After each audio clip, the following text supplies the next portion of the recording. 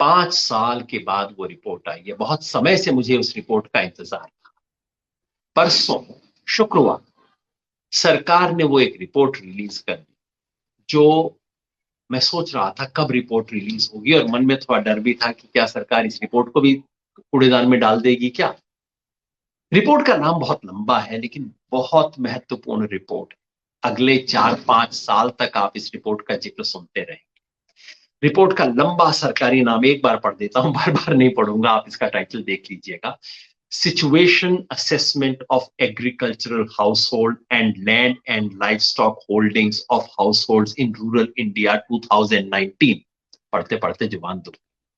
खैर, आमतौर पर सरकारी रिपोर्ट्स की ऐसी ही भाषा होती है, मगर ये रिपोर्ट वो रिपोर्ट है जो कि किसानों की क्या अवस्था है उसका अनुमान देती है देश में। ये आप इसका टाइटल पेज देख सकते हैं। ये रिपोर्ट है जो कि बताती है, और छोटी रिपोर्ट नहीं है भाई, कोई 4200 पेज से ज्यादा लंबी रिपोर्ट आई। ऐसा मत समझिए 4200 पेज की कोई कविता है या ऐसे इसके अंदर लिखा हुआ है। ऐसी रिपोर्ट में आमतौर पे ज्यादातर पेज सिर्फ टेबल टेबल टेबल टेबल होते हैं। कोई 100-150 पेज की काम की बात लिखी हुई है। इसकी मुख्य चीजों को मैंने देखा और मुझे लगा एक बहुत महत्वपूर्ण रिपोर्ट है जिसके बारे में हमें चर्चा करनी चाहिए। तो अगर आप किसान हैं, किसानों के मित्र हैं, किसान सवालों पे लिखते हैं, या किसान आंदोलन के विश्लेषक हैं, नेता हैं, आप सबसे मेरी गुजारिश है, ध्यान से समझिए इस रिपोर्ट को, क्योंकि अगले 4 साल तक बहसों में इसी रिपोर्ट का, 5 साल तक बहसों में इसी रिपोर्ट का इस्तेमाल किया जाए। पहली बात जो समझने की है वो ये है कि ये रिपोर्ट कोई पहली बार नहीं आ रही है। ये स्टैंडर्ड रिपोर्ट है सरकार की। कल कोई बीजेपी के नेता क्लेम कर रहे थे, देखिए हमारी सरकार ने इस रिपोर्ट को जारी तो किया। कई बार मेरी इच्छा होती है इनको थोड़ा बैठ के एक बार क्लास लेने की, कि मेरे भाई, सारी चीजें केवल आपके सरकार के जमाने में शुरू नहीं, कुछ तो और किसी को ना दो तो अटल बिहारी वाजपेयी को कोई क्रेडिट दे दिया करो कभी कभार तो। ये रिपोर्ट शुरू हुई थी अटल बिहारी वाजपेयी के जमाने में। दरअसल हमारे देश का एक स्टैंडर्ड संस्था है, हमारी परिपाटी है नेशनल सैंपल सर्वे, जो एनएसएसओ करके ऑर्गेनाइजेशन किया करता था, जिसको आजकल नेशनल स्टैटिस्टिकल ऑफिस में मर्ज कर दिया है। नेशनल सैंपल सर्वे हर साल इस देश में एक बहुत बड़ा सर्वे किया करता है, लेकिन हर 5 साल बाद उस सर्वे की थीम बदल जाती है, फोकस किस चीज पे रखा जाए। तो सन 2003 में जब अटल बिहारी वाजपेयी प्रधानमंत्री थे, तब पहली बार इसका फोकस रखा गया किसान परिवारों की अवस्था, जिससे पहली बार देश को पता लगा कि किसान परिवारों की आमदनी क्या है, कर्ज क्या है, क्या स्थिति है किसान परिवार। उसके बाद ये 2008 में नहीं हुआ, 2013 में इसे दोहराया गया। यानी कि एनएसएसओ का पहली बार 69वां राउंड था, 59वां राउंड, 59वें राउंड में पहली बार किया है, सन 2003 में था। फिर उसके बाद एनएसएस के 70वें राउंड में 2013 में हुआ था, यही सर्वे दोहराया गया। और अब 5 साल बाद जो होना था काम, वो 6 साल बाद हुआ है। 2019 में इसी राउंड को दोहराया गया। ये 77वां राउंड था एनएसएस का। तो ये कोई नया सर्वे नहीं है, और ये बहुत अच्छी बात है कि नया सर्वे नहीं है, क्योंकि अगर पुराना है तो हम पुराने से तुलना कर सकते हैं, हम देख सकते हैं कि क्या बदला है, क्या चीज बेहतर हुई है, क्या चीज गड़बड़ हुई। ये सर्वेक्षण, अब आप कहेंगे, दूसरी तरफ से कुछ लोग कहेंगे सरकारी है, विश्वास करना चाहिए क्या, सर्वे ही तो है, सर्वे से थोड़ी पता लगता है, सर्वे तो कुछ भी होता है। मेरा कहना है भाई, टीवी देख के हमारी ज्यादा दिमाग खराब कई बार हो जाता है कि टीवी सर्वे का मतलब कौन सी पार्टी चुनाव जीत गई, जो काम मैं पहले किया करता था ना। और ये पिछले 5-7 साल में तो ऐसा हालत हो गई है कि सर्वे का नाम लेते ही लोगों को लगता है चलो जी, जिस पार्टी ने करवाया वही दिखा रहे होंगे। और उसके चलते सारे सर्वे बदनाम हो गए। लोगों को लगता है कि सर्वे का मतलब ही थोड़ा सा हेरा फेरी कर रहे होंगे। ऐसा नहीं, सरकारी सर्वे है, लेकिन ऐसा सर्वे है जिसे आपको गंभीरता से लेना चाहिए। मैं एक बात आपको याद दिलाना चाहता हूं कि हमारे देश का जो सर्वे और स्टैटिस्टिकल सिस्टम है, वो आज भी दुनिया के सर्वश्रेष्ठ सिस्टम्स में से एक है। Indian statistical system is something we should take pride. Mahalanobis ने शुरू किया था 50 के दशक में, 50s में। बहुत कमाल के स्टैटिस्टिशियंस हुआ करते थे, प्रोफेसर महल नोबिस। उन्होंने शुरू किया था और उसके जमाने से धीरे धीरे हमारे स्टैटिस्टिकल सिस्टम मजबूत हुए हैं। पिछले कुछ सालों में उसे नुकसान पहुंचाया गया है क्योंकि दो तीन बहुत महत्वपूर्ण रिपोर्ट थी जिसको सरकार ने देखा, कहा अच्छा रिपोर्ट अच्छी नहीं है, मार्कशीट में नंबर अच्छे नहीं है, मार्कशीट फाड़ दो। ये काम दो एक बार कर चुकी है सरकार, तो बड़ी चिंता हुई, लेकिन इसका मतलब ये नहीं है कि अभी मार्कशीट और नंबर देने का सिस्टम गलत हो गया। सरकारी है लेकिन भरोसेमंद है। एनएसएसओ आमतौर पे अभी तक एनएसएसओ में उस तरह की, नेशनल सैंपल सर्वे में उस तरह की बेईमानी, हेराफेरी शुरू नहीं। इस सर्वे में आप कहेंगे कितने लोगों का इंटरव्यू किया गया? लगभग 6,000 के करीब, ये 5,940, तो देश में अंदाजन 6 लाख के करीब गांव है। तो आप समझिए 100 गांव में से एक गांव में लोग गए, जो पर्याप्त है, सैंपलिंग के हिसाब से बहुत है। 100 में से एक गांव में आप चले गए और हर गांव में अंदाजन 10 परिवारों का, तो कोई 60,000 के करीब परिवारों का सर्वेक्षण किया गया है। पर्याप्त संख्या है।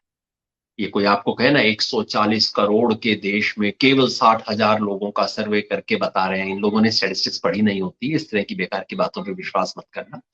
मैंने पढ़ी है और मैं आपको बता रहा हूं कि सरकारी सर्वेक्षण है और अच्छा है, विश्वास करना चाहिए। आमतौर पे एनएसएस के सर्वे बहुत अच्छे होते हैं, इन पे भरोसा करना चाहिए। और एनएसएस की जो मशीनरी है जो सर्वे करने वाली है, अभी तक उसमें इतनी खराबी नहीं आई है कि बता दे अच्छा सरकार के पक्ष में ये चीज ढूंढ के लाना है, वो चीज करके लाना। एनएसएस में अभी तक इस तरह का कूड़ा नहीं घुसा है। उम्मीद करते हैं बचा रहेगा, क्योंकि किसी भी सरकार को सच जानना तो जरूरी होता है ना, और एनएसएस का ये काम रहा है। खैर, दो फसलों के बाद ये 2018-19 के बीच में ये सर्वे हुआ, 2019 में सर्वे हुआ।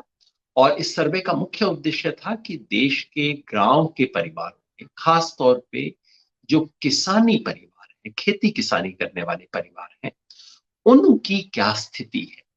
तो 2018 का जो खरीफ का सीजन था, जो अब शुरू हो रहा है, और 2019 का रबी का सीजन, जो सर्दी का फसल होती है, जो मार्च अप्रैल अप्रैल के महीने में आती है, खरीफ की फसल वो जो कि अक्टूबर नवंबर में आती है।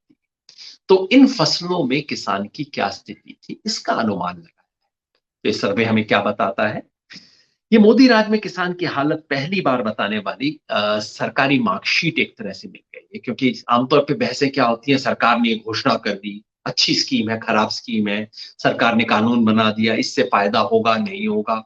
या चर्चा होती है सरकार ने बजट में इतने पैसे दिए, उतने पैसे नहीं दिए। तो सारी चर्चा ये चलती है कि टंकी के अंदर पानी है कि नहीं है, पाइपलाइन ठीक है कि नहीं है, पाइपलाइन हमने अच्छी लगाई कि नहीं लगाई। किसी को तो फाइनली टूटी के नीचे बाल्टी लगा के देखना चाहिए कि भाई पानी आया कि नहीं आया। तो सर्वे ये काम करता है, फाइनली नल के नीचे बाल्टी लगा के देखता है और कहता है कि पानी आ रहा है कि नहीं आ रहा है। पता नहीं आपकी पाइपलाइन अच्छी होगी, टैंकी भी बहुत अच्छी होगी, लेकिन क्या करो, यहां तो पानी नहीं आ। ये काम सर्वे बताता है। तो ये सर्वे आपको चार चीजें महत्वपूर्ण रूप से बताता है: किसान की आमदनी के बारे में, किसान के कर्ज के बारे में, एमएसपी का सच्चाई क्या है, और कृषि बीमा और जोखिम। इन चार को मैं उठाऊंगा, इन चार के बड़े सच ये सर्वे दिखाता है। शुरुआत करते हैं हम कर्ज के मामले से। किसान पर कितना कर्ज है, किसान परिवार पर। मगर सबसे पहले एक सिंपल बात आपको मैं समझा दूं, किसान परिवार है क्या, क्योंकि इसके ऊपर हम हमेशा, हमारे मन में छवि होती है किसान परिवार वो है जो जिसके पास जमीन है, जो सिर्फ खेती करता है और कुछ काम नहीं करता है। ऐसे होते हैं, ऐसे बहुत किसान परिवार है। लेकिन किसान परिवार केवल वही नहीं है।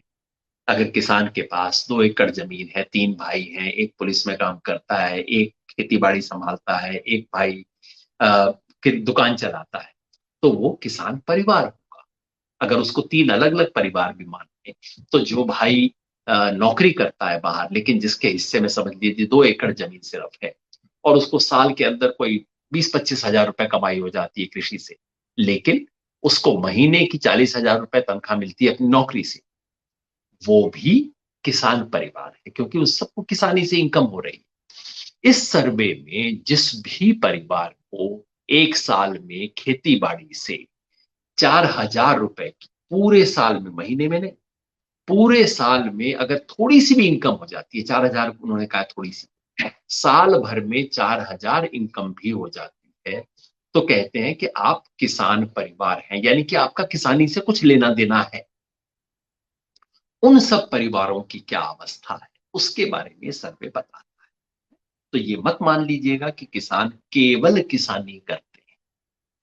किसान बहुत कुछ काम करते हैं, खेती बाड़ी उसके अंदर से एक काम। करेक्ट। 4 बड़े खुलासे हैं इस सर्वे के, जिसके बारे में हम और भी बात कर सकते हैं। पहला खुलासा कि जो कर्ज को लेके सरकार ने कहा था ना, डबलिंग ऑफ इनकम, अब इनकम वाले पे तो मैं आऊंगा बाद में। आमदनी डबल हो ना हो, ये कर्ज डबल जरूर होने वाला है इस देश के। ये सर्वे दिखाता है कि इस देश के अंदाजन 50% किसान कर्ज में डूबे हैं, कर्ज है जिनके ऊपर। और औसत हर फैमिली पे कितना कर्ज है? 74,000 रुपया, 74,000। बढ़ा है कि घटा है? यही फायदा है, क्योंकि एग्जैक्टली यही सर्वे 2013 में किया गया था, एग्जैक्टली यही सवाल 2013 में पूछे गए थे। इसलिए हम बता सकते हैं 2013 में 52% परिवारों पे कर्ज था। इसका मतलब है कि पहले से कर्जदार परिवारों की संख्या घटी है, बढ़ी नहीं है। वैसी की वैसी है, मोटे तौर पे 52 से 50 लगभग वैसी। लेकिन हर परिवार पे कर्ज बढ़ रहा है। पहले था 47,000, 47,000 पर फैमिली लोन था सन 2013 में, और 2019 में 74,000। ये कहीं मोदी जी डबलिंग की बात करते करते कुछ जबान तो नहीं फिसल गई थी? कहीं ये तो नहीं कह रहे थे कि doubling of farmers loan? Loan को वैसे भी बड़ा प्यार है, इस हर चीज में, इसमें लोन दे दो, उसमें लोन दे दो, कुछ भी क्या किया हमने, लोन दिया। तो ये डबलिंग ऑफ लोन होने वाला है। और ये जो 74,000 का लोन है पूरे देश में बराबर नहीं है। दुर्भाग्यवश जिन राज्यों में परिस्थिति बेहतर है, जो अपेक्षाकृत संपन्न राज्य, वहां लोन की मात्रा ज्यादा है दूसरे राज्यों से। ये कौन से राज्य हैं? सबसे टॉप पे है आंध्र प्रदेश। आंध्र प्रदेश के 93% किसानों पे कर्ज है। पिछली बार भी ये स्थिति थी। कई कारणों से आंध्र प्रदेश और तेलंगाना अलग हो गया है तब से। लेकिन आंध्र प्रदेश और तेलंगाना में कर्जग्रस्त किसानों का अनुपात 90% से ज्यादा चल रहा है। और उसका अमाउंट भी आंध्र प्रदेश में बहुत ज्यादा है। आंध्र प्रदेश के खासतौर पे जो कोस्टल एरियाज है, वहां बहुत संपन्न किसान है। जहां किसान संपन्न है, वहां उस पे कर्ज भी ज्यादा है। कई बार मजाक में हम कहते हैं, जितना बड़ा किसान उतना ही बड़ा उसका कर्ज।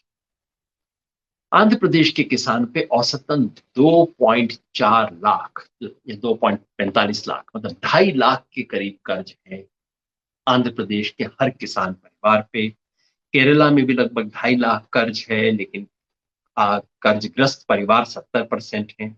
पंजाब में 2 लाख कर्ज है प्रति परिवार। वहां 54% के परिवार हैं जो कि कर्जग्रस्त हैं।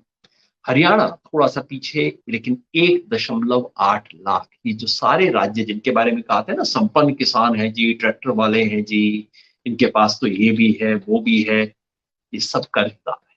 कर्ज बहुत ज्यादा है इस वक्त देश में। और किसान के कर्ज की समस्या और किसान आंदोलन की इसलिए पुरानी मांग रही है कि ये जो किसान पे कर्ज है, झूठा कर्ज है। कर्ज इसलिए है क्योंकि किसान को उसकी फसल की लागत नहीं दी गई। उसको खत्म करो, किसान को लागत मिलेगी। और किसान का कर्ज एक झटके में खत्म किया जाए, ये किसान आंदोलन की पुरानी मांग रही। तो ये पहली बात पता लगती है इस सर्वे से, किसान कर्ज में डूब रहा है। दूसरी बात, एमएसपी, मिनिमम सपोर्ट प्राइस के बारे में खूब चर्चा चलती रहती है। सरकार कहती है एमएसपी थी, है, रहेगी। मेरे जैसे लोग मजाक बनाते रहते हैं, एमएसपी कागज पे थी, कागज में है, कागज पे रहेगी। लोग कहते हैं आप तो नकारात्मक हैं, आप तो मानते नहीं है। मैं कहता हूँ भाई अब देख लीजिए, हाथ कंगन को आरसी क्या, पढ़े लिखे को फारसी क्या, चलिए अब आप देख लीजिए। सरकार का अपना सर्वे, एनएसएस, इन्होंने हर किसान परिवार से जाके पूछा कि आपको पता है एमएसपी कितनी है आपकी फसल में? अब सिर्फ 2 फसलें हैं जिसमें एक्चुअली एमएसपी मिलता है कायदे से, वो है गेहूं और धान। इसलिए मैं जानबूझ के गेहूं का एग्जाम्पल ले रहा हूं, बाकी की हालत तो और भी खराब मिलेगी आपको। गेहूं के कितने देश में गेहूं उगाने वाले किसानों को पता था कि एमएसपी कितनी? अभी अभी गेहूं की एमएसपी बढ़ाई, सिर्फ 37%। यानी कि 3 में से 1 किसान को पता था कि एमएसपी किस चिड़िया का नाम है, बाकी 2 को तो पता ही नहीं है कि एमएसपी क्या चीज है। चलिए 37% को पता था, उस 37% को फायदा हो गया? नहीं साहब, सिर्फ 27% को ये पता था कि मैं बेचूं कहां। एमएसपी है ये तो मुझे पता है, मुझे मिलना चाहिए 1900 रुपया, उस जमाने में 1925 जो भी था उस जमाने का रेट। लेकिन किसान कहता है भाई साहब बेचे कहां, यहाँ तो खरीद केंद्र का मुझे पता नहीं। तो सिर्फ 27% को पता था कि खरीद केंद्र कहां है या खरीद केंद्र है। तो 4 में से 1 किसान को पता था कि खरीद की कैसे, गेहूं कहां बिकेगा, सरकार कहां खरीदेगी। तो क्या उन 27% ने जाके बेच लिया? नहीं, क्योंकि कहाँ है और वहां जाके एक्चुअली बेचना, वहां आपकी लाइन होगी, रजिस्ट्रेशन होगा, आपका नमी देखी जाएगी, आपको लाइन में लगाया जाएगा, कहा जाएगा परसों आना, टोकन लेके आना, ये गड़बड़ी है, मैक्सिमम इतना अलाउड है, इतना नहीं अलाउड है, 10 हर्डल्स इसमें लगाई जाती है। कितने लोग बेच पाए? 10%। सरकार का आंकड़ा, 10 में से 10 किसान जिन्होंने गेहूं उगाया, उनमें से सिर्फ 1 सरकारी रेट पर अपना गेहूं बेच पाया। और ये तो गेहूं की हालत है जो उन 2 फसलों में से है जहां सचमुच सरकार खरीदती है। बाकी दालों की, तिलहन की, इन सब की तो आप बात ही भूल जाइए। इस देश में गेहूं, धान और गन्ना, इन 3 पे किसानों का दाम मिलता है, बाकी सब चीजों पे तो सपना है। उसमें भी 10 में से 1 बंदे को मिल रहा है। सरकार का अपना सर्वे जो परसों आया वो बता रहा है इस चीज। तो जब प्रधानमंत्री कहते हैं ना एमएसपी थी, है, रहेगी, तो समझ लीजिए 10% के लिए थी, 10% के लिए है, 10% के लिए रहे, इससे फालतू कुछ नहीं। और आज जो किसान आंदोलन मांग रहा है वो कह रहा है कि नहीं, ये 10% जिसको मिल रहा है ये तो गारंटी करो, लेकिन हम तो बाकी 90% के लिए भी गारंटी करते हैं। एमएसपी आप बढ़ाओ, ये दूसरी मांग है हमारी, लेकिन जो आप एमएसपी घोषित करते हो कम से कम उस पर खरीद तो करो। 90% किसान गेहूं का नहीं बेच पा रहा है अपनी फसल को, उस पे उसको तो दिलवाइए आप एमएसपी पे, सरकारी रेट पे। बाकी फसलों में दिलवाइए, 23 फसलों का रेट डिक्लेयर करते हैं उसके अंदर दिलवाइए। सो दूसरी बात ये, एमएसपी कागजी है, किसान को फसल का दाम गारंटी से मिले इसके लिए संघर्ष करना होगा, और वो ऐतिहासिक संघर्ष इस वक्त चल रहा है। और उस वजह से इस रिपोर्ट को टीवी भी कवर करता है, उसी वजह से अंग्रेजी के अखबार के फ्रंट पेज पे भी, कम से कम इंडियन एक्सप्रेस में तो छप जाती है खबर। आंदोलन ही है जिसकी वजह से आज एमएसपी शब्द का जिक्र शुरू हुआ है इस देश में। आंदोलन ना होता तो किसी को पता भी नहीं था कि एमएसपी क्या, खुद किसान नेताओं को कईयों को पता नहीं होता। तीसरी बड़ी बात, फसल के नुकसान और मुआवजे की। आपने मोदी सरकार के नेताओं को कहते हुए सुना होगा कि साहब इतनी, बस आप उनसे थोड़ा सा भी कहिए कि सरकार ने कृषि में क्या किया है, एकदम बोलेंगे प्राइम मिनिस्टर फसल बीमा योजना। कई चीजों उन लोगों ने रट रखी है, ऐतिहासिक, इतना बड़ा काम किया प्रधानमंत्री ने। सुन सुन के मेरे तो कान कई बार पक जाते हैं, लेकिन मैं सुनता रहता हूँ धीरज से कि भाई आंकड़े इनको बता दो। मैं सरकार के आंकड़े बताया करता था इन्हें कि देखिए जब ये फसल बीमा योजना शुरू हुई उस वक्त देश के 100 में से सिर्फ 23 किसान किसी भी बीमा योजना से कवर्ड थे। मोदी जी दुखी थे, बहुत अच्छी बात है, दुखी होना ही चाहिए, 100 में से 23 लोगों को फायदा हो रहा था, बाकी किसानों को तो नहीं हो रहा था। मोदी जी ने कहा पहले साल में 30 कर देंगे, दूसरे साल में 40, चौथे साल में 50, फिर तो बस बल्ले बल्ले। और हुआ क्या, पहले साल 23 से 28 गए, दूसरे साल 28 से वापस 24 पे आ गए, तीसरे साल 24 से और भी नीचे आ गए, और अब तो 13 बच गए। ये योजना जो जितने बैंड बाजे से शुरू की थी, उस योजना में सरकार के पैसे तो कितने गुना खर्च हो गए, लेकिन किसान को मिला कुछ नहीं है, पहले से कम किसान कवर हो रहे हैं। ये सब क्यों हुआ, इसकी कहानी ये सर्वे बताता है। अब तक जो मैंने आंकड़े बताए सर्वे के नहीं है, तो सरकार के अपने आंकड़े हैं पहले के। ये सर्वे किया गया था सन 2018-19 की रबी और खरीफ के दौरान। और इस दौरान इन्होंने किसानों से पूछा, अच्छा आपने बीमा करवाया, कितनों ने करवाया, क्यों नहीं करवाया। और ये लोगों से ये पूछा कि अच्छा अगर आपने करवाया था तो आपकी फसल को नुकसान हुआ, अगर हुआ था तो आपको क्लेम मिला। तो मैं आपको सारे आंकड़े नहीं सुनाऊंगा, बहुत आंकड़े हैं इसके अंदर सर्वेक्षण में। इस सर्वे को बैठे तो मतलब मैं 10 घंटे एनालिसिस कर सकता हूं, हम 5-7 दिन इसके ऊपर प्रोग्राम कर सकते हैं। मैं केवल आपको एक आंकड़ा बताता हूँ जो असली कपड़ा छान निचोड़ वाली बात, कि भाई अगर आपने अपनी फसल का बीमा करवाया सन 2018-19 में, ये वो साल है जब सरकार बैंड बाजा बजा के कह रही थी फसल बीमा योजना शुरू हो गई है, अब बस कमाल हो जाएगा, किसान को कोई प्रॉब्लम बचेगी नहीं। ये उस साल की बात कर रहे हैं। उस साल जिन किसानों ने अपनी फसल का बीमा करवाया और जिनकी फसल को नुकसान हुआ, उनमें से कितनों को क्लेम मिला? बीमा करवाने के बाद पैसा मिलना चाहिए ना अगर नुकसान हो। सरकार के अपने आंकड़े बता रहा हूं। गेहूं के 15% किसानों को, 85% को नहीं, 15% जिनको फुल क्लेम मिला, जिनको जितने का बीमा करवाया था उतना बीमा मिले। 85% जिन्होंने बीमा करवाया था, जिनका नुकसान हुआ था, लेकिन उनको पूरा क्लेम नहीं मिला। धान में क्या हुआ? 8% को मिला, 92% को नहीं मिला। जिनका नुकसान हुआ था, बीमा करवाया था, नुकसान हुआ था, लेकिन 92% को पूरा क्लेम नहीं मिला। ये देश की दो सबसे बड़ी फसलें हैं। मक्का में 10% को मिला, चना में 5%, और बाकी का बताऊं? रागी, आलू, मूंग, आप गिनते जाइए फसलों को, 0%। अब आप बताइए, किसान पागल? बीमा करवाए, फसल को नुकसान हो, लेकिन बीमा राशि ना मिले, तो वो पागल है कि जाके अगले साल दोबारा करवाएगा बीमा?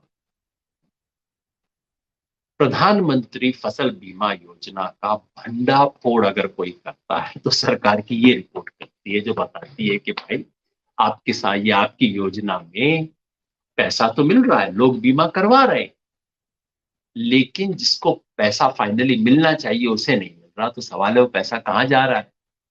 बड़ी बड़ी प्राइवेट इंश्योरेंस कंपनी है, अलग अलग बड़े बड़े घरानों की कंपनियां हैं, उनकी पॉकेट में पैसा जा रहा है। तो तीसरा बड़ा सबक कि प्राइम मिनिस्टर फसल बीमा योजना पहले साल ही फेल हो चुकी थी, पूरी तरह फेल हो चुकी थी, और उसमें कोई बदलाव किए बिना इसको आगे बढ़ाने की कोशिश के कारण वो हुआ जो कि हुआ है। यानी कि अब इस योजना में पहले से भी आधे के करीब लोग कवर हो रहे हैं। ये प्रधानमंत्री के इस कृषि में किए गए जितने भी प्रयोग हैं, उनमें से सबसे बड़ा विफलता जो उसका एक उदाहरण है फसल बीमा योजना। आखिरी और चौथा बड़ा सबक, जिसके बारे में चर्चा अभी कम हुई है, आज मैं सिर्फ जिक्र करूंगा, बाद में कभी पूरा 20-25 मिनट आधा घंटा इसके बारे में बात। वो है किसान की आमदनी। इस सर्वे की खासियत ये है, इस सर्वे को किया इसीलिए जाता है क्योंकि यही सर्वे है जो कि आपको किसान की आमदनी के बारे में बता सकता है। एमएसपी पे कितनी खरीद हुई ये आपको सरकार से आंकड़े मिल जाते हैं। प्राइम मिनिस्टर फसल बीमा योजना में कितने किसान आए ये भी आंकड़ा आपको मिल जाता है। कर्ज का आंकड़ा आपको बैंक से मिल जाता है। लेकिन किसान की इनकम का आंकड़ा किसी और सोर्स से नहीं मिलता। यही एकमात्र सर्वे है जिसके आधार पे ये आंकड़ा मिल सकता है। आपने बहुत बार सुना होगा ना, किसान की एक औसत किसान परिवार की आमदनी 6,400 रुपए प्रति महीना है। वो आंकड़ा कहां से आया? इसी सर्वे से, 2013 में जो सर्वे हुआ था उससे ये आंकड़ा निकला था। और उसके बाद चर्चा हुई थी कि देखिए कितनी बुरी अवस्था है किसान की, और इसलिए 2016 में हमारे प्रधानमंत्री नरेंद्र मोदी जी ने 28 फरवरी 2016 को वो शानदार बड़ी ऐतिहासिक घोषणा की थी कि हम अगले 6 साल में किसान की आमदनी 2 गुना कर देंगे। अब ये पहली बार उसकी मार्कशीट, जैसे हमारे जमाने में कहते थे ना हाफ ईयरली एग्जाम आ गया, हाफ ईयरली की मिल गई मार्कशीट। और जब मम्मी डैडी को दिखानी पड़ती थी हाफ ईयरली एग्जाम में ये नंबर आया, तो कई बच्चों को काफी दिक्कत होती। ये बिल्कुल वही मामला है। 2016 में घोषणा हुई, 2019 की ये रिपोर्ट है, यानी कि तब तक 3 साल हो गए थे। 6 साल में डबल करना था, 3 साल हो चुके थे। 3 साल में कहां तक पहुंचे? अब पहली बार सरकार की तरफ से आंकड़ा आया। तो आंकड़ा ये है कि हर परिवार की आमदनी, हर किसान परिवार की आमदनी 10,218 रुपए हो गई थी। तो 6,400 रुपए से 10,200 रुपए। सुनने में आपको लगेगा भी बढ़ा तो है, 57% बढ़ गया। और जिस तरह के बीजेपी आरएसएस के प्रोपेगेंडा वाले होते हैं, इसी में चल पड़ेंगे, 57% आमदनी बढ़ी, मोदी जी ने ये कर दिया, वो कर दिया, ऐतिहासिक कर दिया। जब ये सारी बातें कह लेना, उसके बाद आखिर में थोड़ा सा इनके गुब्बारे में ऑल पिन लगाते और पूछना कि ये महंगाई का क्या हुआ, महंगाई का हिसाब निकालने के बाद कितनी बढ़ी है, तो खुश हो जाएगा। क्योंकि डबलिंग ऑफ इनकम का मतलब ये नहीं था कि अपने आप बढ़ाते जाएंगे। वैसे तो देश में महंगाई को आप 10 गुना कर दीजिए, हर एक की इनकम 10 गुना अगले दिन एक साल में बढ़ जाए। आप आटे को 2,000 रुपए किलो कर दीजिए और मास्टर की तनख्वाह 2 लाख रुपए महीने की कर दीजिए, तो अपने आप सब कुछ हो जाएगा। डबलिंग ऑफ इनकम का मतलब था कि किसान की महंगाई को छोड़ के, महंगाई के असर को खत्म करने के बाद किसान की इनकम को डबल करना है। किसान, ये मेरी अपनी इंटरप्रिटेशन नहीं है, सरकार ने कमेटी बनाई थी डबलिंग ऑफ फार्मर्स इनकम, जिसने बिल्कुल स्पष्ट रूप से कहा था कि हाँ ये करना। उसके हिसाब से कितनी बढ़ी है? अगर महंगाई के असर को निकाल दें तो 57% नहीं, सिर्फ 16% बढ़, यानी कि प्रति वर्ष सिर्फ 2.5% इनकम बढ़ रही है किसानों की इस 5 साल। पर ये 5 साल कौन से हैं? मोदी सरकार के 4 साल, मनमोहन सिंह सरकार का आखिरी साल। 4 साल मोदी सरकार के हैं, तो अब कांग्रेस को दोष देने से काम नहीं चलेगा। इन 5 साल में औसतन किसान की आमदनी सिर्फ 2.5% प्रति साल बढ़ी। बढ़नी कितनी चाहिए थी? सरकार की कमेटी कहती है कि अगर किसान की इनकम डबल करनी थी तो 2015-16 से लेके हर साल 10.5% बढ़नी चाहिए थी किसान की इनकम। अगर 10.5% हर साल बढ़ेगी तो 6 साल में बढ़ती चक्रवृद्धि ब्याज के हिसाब से 100% बढ़ जाएगी, यानी कि दुगनी हो जाएगी। चाहिए था 10.5, बढ़ा 2.5%। कहां गई डबलिंग ऑफ इनकम? इससे भी ज्यादा खतरनाक बात, इससे भी ज्यादा खतरनाक बात यह है कि किसान परिवार की जो आमदनी है उसमें जो खेती बाड़ी का हिस्सा है वो पहले से कम हो गया है। मैंने बताया ना, पिछली बार हमने कहा था कि किसान की मंथली इनकम 6,400 रुपए है। उस 6,400 में 3,081 रुपया उसको खेती बाड़ी से आमदनी होती, कोई 700 रुपया उसको दूध वगैरह से होती थी, फिर मजदूरी और बाकी काम, तनख्वाह, इस सब से आती। तो तब किसान की आमदनी का आधा, कोई 48% के करीब खेती बाड़ी से आता था, बाकी आधा तमाम दूसरी, कोई थोड़ा व्यवसाय भी होता है घर के अंदर, सब चीजें होती है, मिला के आती थी। और सरकार की doubling of farmers income committee ने कहा था कि ये तो कम है, किसान को खेती बाड़ी से जो आय होती है उसको बढ़ा के हम 70% कर देंगे। किसान परिवार की आमदनी तभी बढ़ेगी अगर खेती बाड़ी की आमदनी को आप बढ़ा। और पता क्या लगा है? पता ये लगा है कि खेती बाड़ी से होने वाली आय पहले से कम हो गई है। पहले 6,400 में से 3,100 के करीब रुपया आता था खेती बाड़ी से, अब 10,200 हो गई है। और में से 3,800 रुपया सिर्फ खेती बाड़ी से। फिर बाकी सब कहां से आ रहा है? बाकी सब मजदूरी से आ रहा है, तनख्वाह से आ रहा है, वेजेस, सैलरीज से आ रहा है। किसान के परिवार में भी लोगों को सैलरी आती है। तो किसान के परिवार में खेती बाड़ी की आमदनी कम हो रही है, उसका हिस्सा कम होता जा रहा है। अगर सिर्फ खेती बाड़ी की बात करें तो पहले किसान परिवार को 2013 में इनकम थी 3,081 रुपए प्रति महीना। और आज वो इनकम है 3,798 रुपया प्रति महीने खेती बाड़ी से। और लोग क्या कहते हैं, ये संपन्न किसान है, किसान को सब कुछ मिला हुआ है, किसान तो मजे कर रहा है जी, किसान तो सब्सिडी ले रहा है। सारे मजे सब्सिडी सब कुछ लेने के बाद किसान क्यों खेती बाड़ी से एक महीने में एक परिवार को 3,800 रुपए की आमदनी भी नहीं होती। और इसमें उसकी अपनी मजदूरी नहीं जोड़ी गई है। अगर किसान की मजदूरी को लागत में जोड़ दिया जाए तब तो ये 3,800 रुपए भी नहीं बचेगा, 3,000 रुपए बचेगा।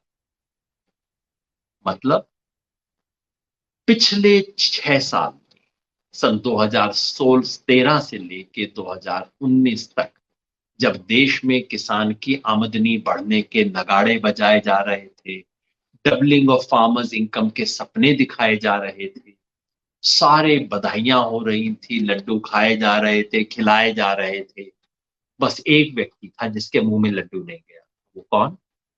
किसान। उसकी आमदनी नहीं बढ़ी। किसान की आमदनी वहीं की वहीं